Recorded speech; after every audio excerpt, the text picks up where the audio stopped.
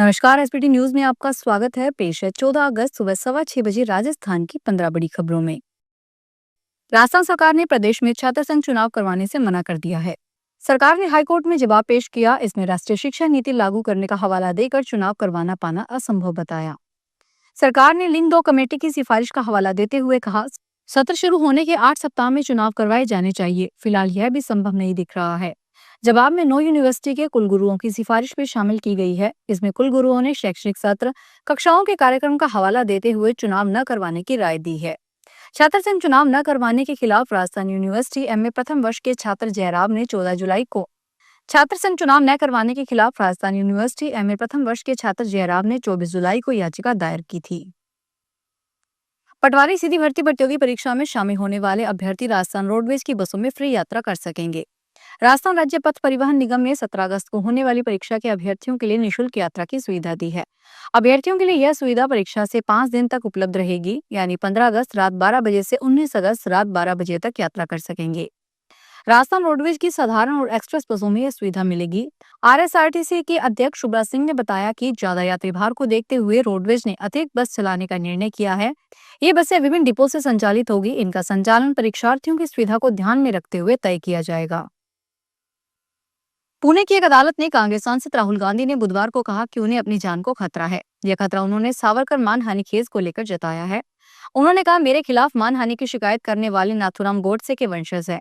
राहुल गांधी ने MP MLA special court से appeal की है कि उनकी सुरक्षा और केस की निष्पक्ष सुनवाई के लिए प्रिवेंटिव प्रोटेक्शन दी जाए। यह राज्य की संवैधानिक जिम्मेदारी है।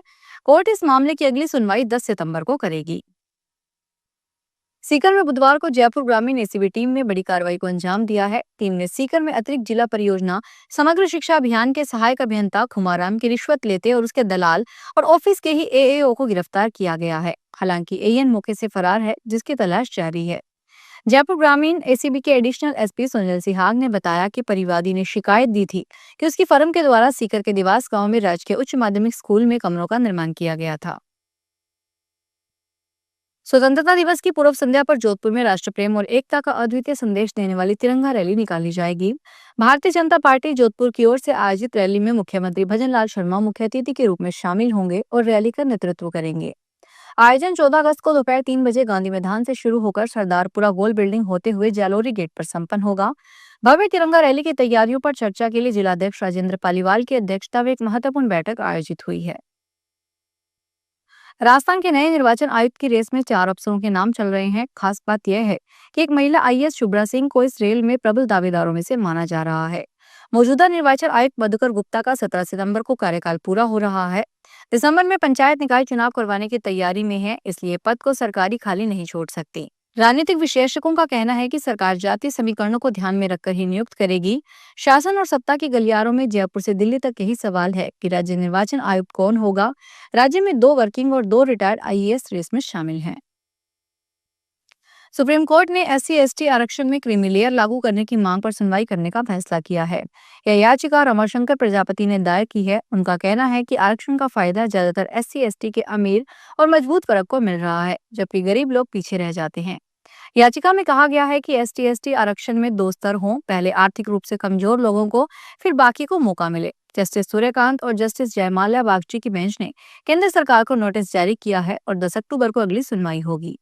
याचिकाकर्ता ने 2024 के देविंदर सिंह केस का हवाला दिया, जिसमें सुप्रीम कोर्ट ने कहा कि एससी/एसटी में भी क्रीमी लेयर यानी अमीर वर्ग की पहचान करके उन्हें आरक्षण से बाहर किया जा सकता है। अदालत ने माना था कि ऐसा करने से असली समानता आएगी। राजस्थान के मुख्यमंत्री भजनलाल शर्मा आज गुरुवार सुबह 11 बजे बीकानेर आएंगे। वे पहले खाजूवाला जाएंगे, बाद में बीकानेर शहर आएंगे। यहाँ पॉलिटेक्निक कॉलेज में होने वाले कार्यक्रम को अब महाराजा गंगा सिंह यूनिवर्सिटी में शिफ्ट कर दिया गया है। ऐसे में मुख्यमंत्री शहर में आने के बजाय नाल से यूनिवर्सिटी और फिर वहां से सीधे नाल जाएंगे। बुधवार को मुख्यमंत्री का मिनट टू मिनट कार्यक्रम जारी किया गया है। इसके अनुसार सीएम सुबह 10 बजे जयपुर से रवाना होंगे।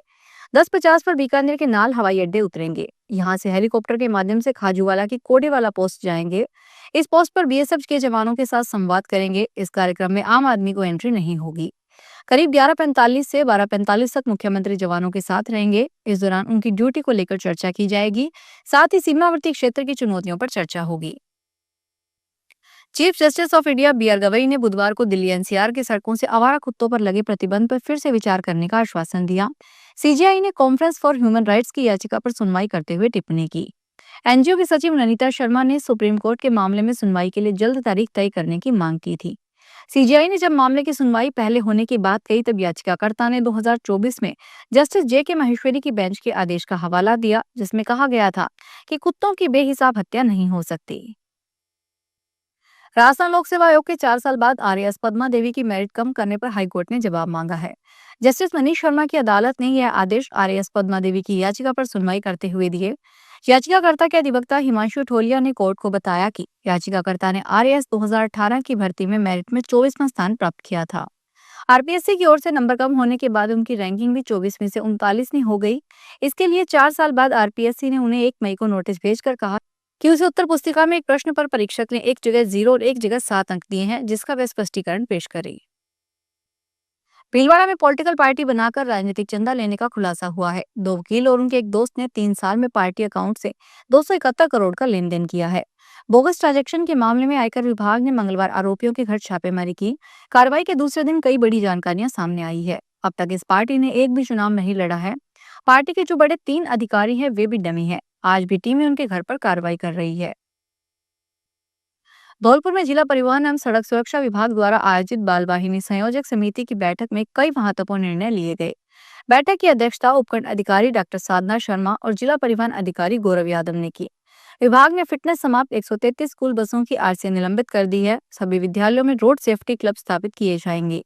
ये क्लब वाहनों का रखरखाव और रिकॉर्ड रखने का काम करेंगे। समिति को हर 3 माह में रिपोर्ट देनी होगी। बाल वाहिनी चालकों की आंखों की जांच हर 6 माह में अनिवार्य की गई है। स्कूल संचालकों को वाहनों की फिटनेस सुनिश्चित करने के निर्देश दिए गए हैं। चित्तौड़गढ़ के इंदिरा गांधी स्टेडियम में शुक्रवार को जिला स्तरीय स्वतंत्रता दिवस समारोह का आयोजन होने जा रहा है। इस कार्यक्रम को लेकर तैयारियां जोरों पर चल रही है। सुरक्षा के पुख्ता इंतजाम किए जा रहे हैं, जिससे कोई अनहोनी न हो। इसी के तहत बुधवार को उदयपुर से बम डिटेक्शन और डिस्पोजल स्क्वाड की टीम चित्तौड़गढ़ पहुंची। बीडीडीएस की यह टीम प्रतापगढ़ से सीधे चित्तौड़गढ़ आई। टीम में कुल 5 सदस्य थे, जिसमें टीम प्रभारी मुकेश नागदा और डॉग हैंडल बिलाल खान शामिल थे। उन्होंने डॉग स्क्वाड और अन्य आधुनिक उपकरणों की मदद से इंदिरा गांधी स्टेडियम की गहन जांच की। टीम ने मेटल डिटेक्टर और हैंड मेटल डिटेक्टर जैसे उपकरणों का उपयोग किया।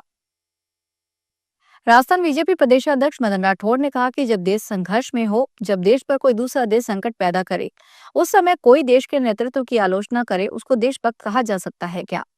आपके और पड़ोसी देश के बीच झगड़ा हो जाए, हमारा बेटा पड़ोसी की भाषा बोले तो इस पर घर वाला क्या कहता है? हमारे और अमेरिका के बीच आर्थिक युद्ध हो, उस समय अमेरिका की भाषा बोलता है तो वह देश का देशभक्त है क्या? विचार तो करना पड़ेगा। दरअसल राठौड़ 1 दिवसीय दौरे पर बुधवार को बाड़मेर थे, जो हट्टन उपखंड में तिरंगा यात्रा में शामिल हुए। फिर विभाजन विभीषिका स्मृति प्रोग्राम में पहुंचे, जहां उन्होंने मौजूद लोगों को संबोधित किया। भीलवाड़ा में स्वतंत्रता दिवस हर्षोल्लास के साथ गरिमा पूर्वक मनाया जाएगा। जिला स्तर पर आयोजित होने वाले स्वतंत्रता दिवस मुख्य समारोह के लिए पुलिस लाइन मैदान में बुधवार को जिला कलेक्टर जसमीत सिंह संधू ने व्यवस्थाओं का निरीक्षण किया। इससे पहले रिहर्सल के दौरान परेड की सलामी ली। फाइनल रिहर्सल में स्वतंत्रता दिवस समारोह के कार्यक्रम में आयोजित होने वाली सभी गतिविधियों को प्रदर्शित किया गया।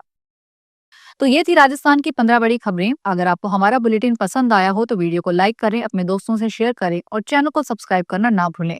फिर मिलेंगे नई खबरों के साथ। धन्यवाद।